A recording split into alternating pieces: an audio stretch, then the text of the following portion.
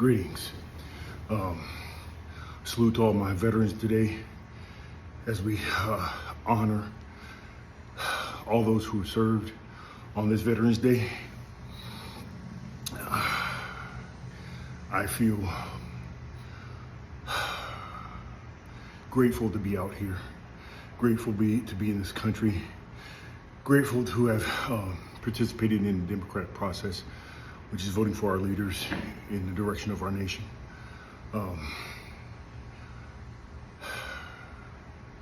I'm excited about today. I'm gonna go meet up with a couple of buddies, and we can rag on each other about the branches of service that we served in, while also honoring those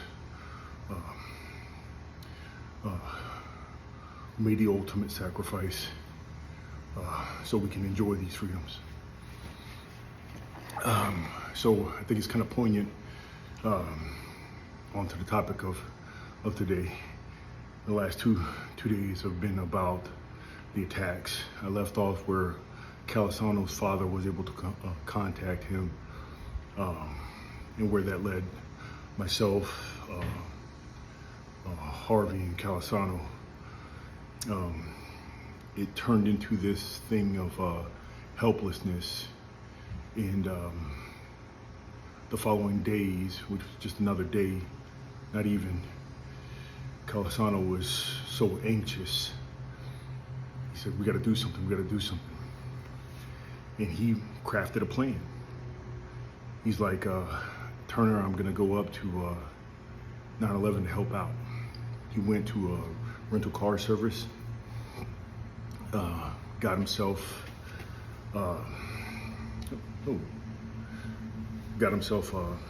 they sponsored us with a ticket, a rental car. We just had to pay for the gas. And we drove, I believe the next day, straight to Ground Zero. We take turns sleeping, and we just drive. We got up there, and I don't know if it was the Verrills or George Washington Bridge. I don't know which one we were on because I'm not familiar with the area. I've never seen New York before with my own two eyes. I'd only watched it with on the MTV shows, which I was so familiar with, and was so excited because I'm like, wow, the sky. I've never seen the skyline, but we were coming over the Verrills, or I don't know which one it was, and Chris, I could see this beautiful cityscape I never could even imagine, because again, I'm a country mouse. And it was the bluest of skies, the nicest of days. And Chris started yelling out, it's gone, it's gone. And I didn't understand what he was saying, and you could see these two billowing pillars of smoke coming out of this skyline. Like, I can't believe those bastards took it, it's gone. He's pounding on the steering wheel with tears coming down his eyes, and again, it's that feeling of helplessness. I want to help out. I want to help out my buddy. I want to help out this country. And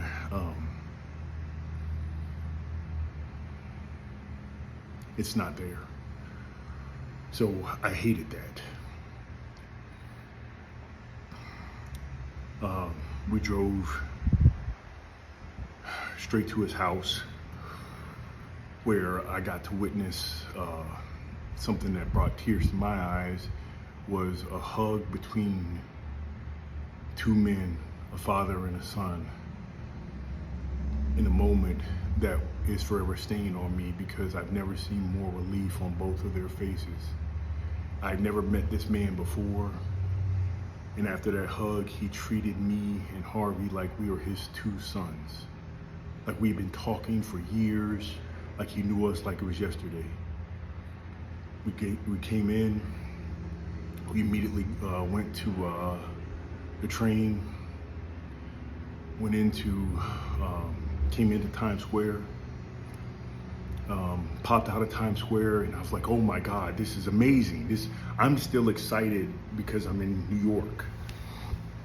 Nothing has really hit me yet because I haven't seen anything yet.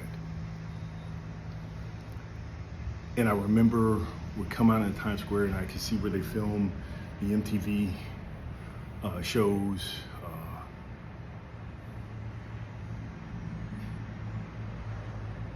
All the people, so many people. And I ran into, I think it was Plug One from De La Soul, which happens to be one of my top 5 rap groups of all time. And I froze. He was walking with his daughter. And I was like, oh my God, man, I have so many of your albums, yada, yada. I'm like, so excited to meet you and everything else like that. And he was excited to see me. I was in uniform, we were there to help, and it was just so insane. I'm like, I'm nobody. But I'm sure he doesn't even remember the interaction, but it was just something I thought was so cool. I met one of the members of De La Soul. Then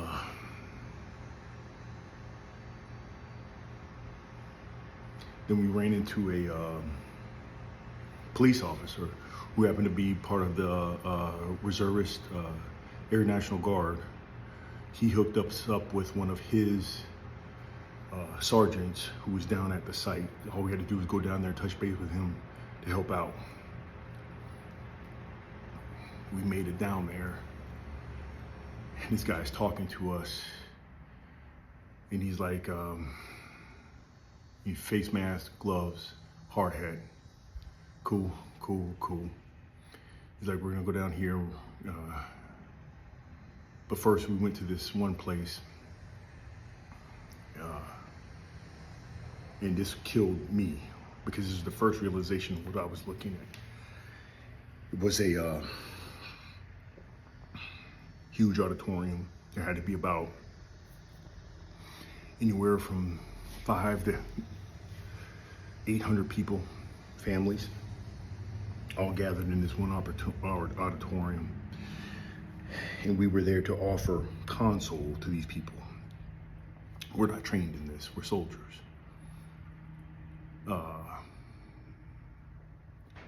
To say Chris was in shock would be an understatement. Harvey,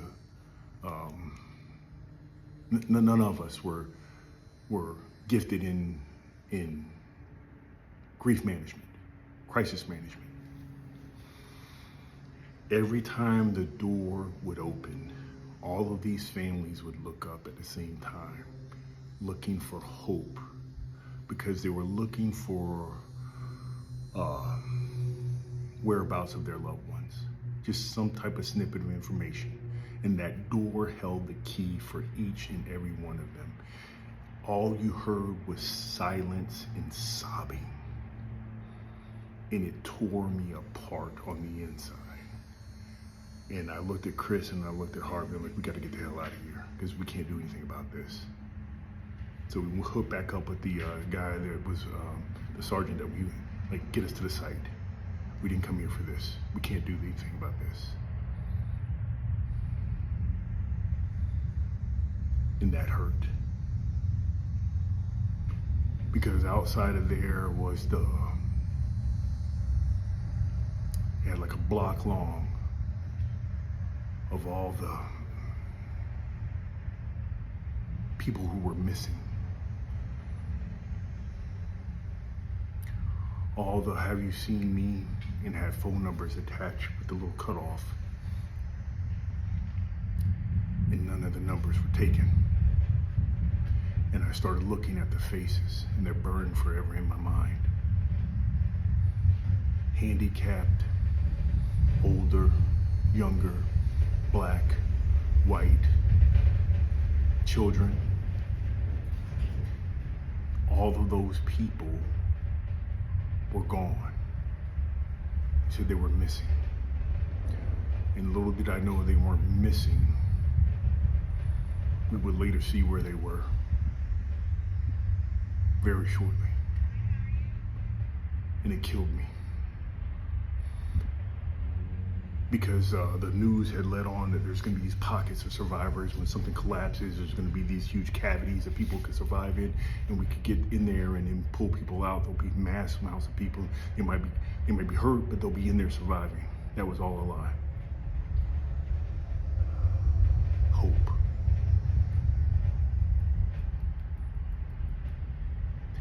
I got to see true despair. And it's something that hurt me to my very soul. But it's something that drives me to this very day, because I never want to do that to another human being. I figure I owe it to those people to make the most of the time that I have here.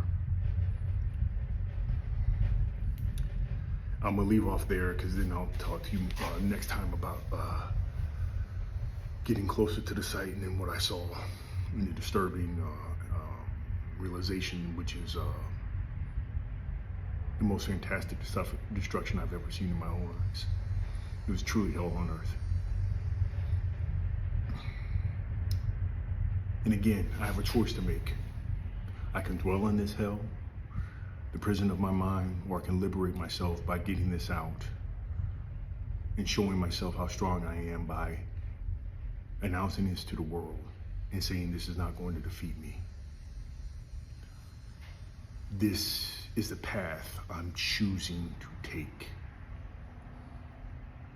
There is so much to be gained when you face your dragon, when you run to the sound of screaming and crying, even though it's your own screaming and crying, and you say, here, I'm here to do something about it.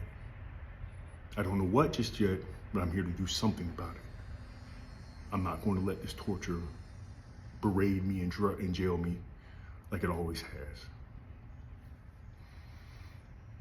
I hope the message can be conveyed, and I am so grateful for all the veterans who are serving now and who have come before me for everything that you have done. Your sacrifice and service to this country, I honor you and salute you. Enjoy this beautiful day. Be the reason someone smiles today. Love you guys. Take care.